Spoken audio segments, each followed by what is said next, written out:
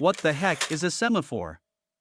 One distinctive feature that sets the Samba Microbus apart is its equipped semaphore turn indicators. These unique indicators, often seen in vintage European vehicles, are mechanical devices that use two pivoting arms to communicate the driver's intention to turn or change lanes.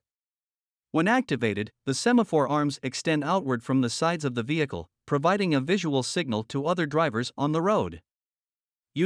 Turn signals. Passenger capacity.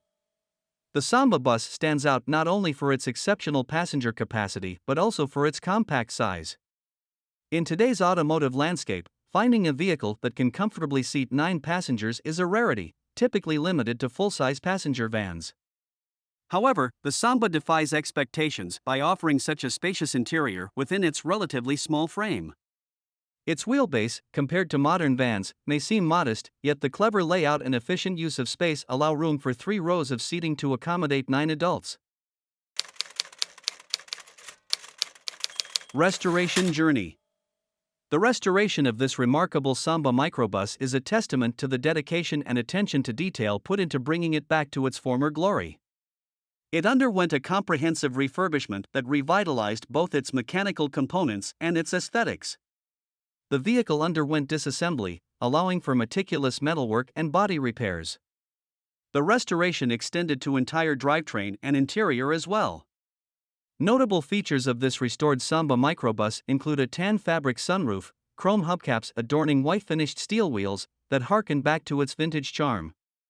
From basket case to showpiece, this meticulous restoration of this 1959 23-window Type 2 Samba Volkswagen bus with unique features and impeccable craftsmanship is a testament to the enduring legacy of Volkswagen's iconic Type 2 buses. History.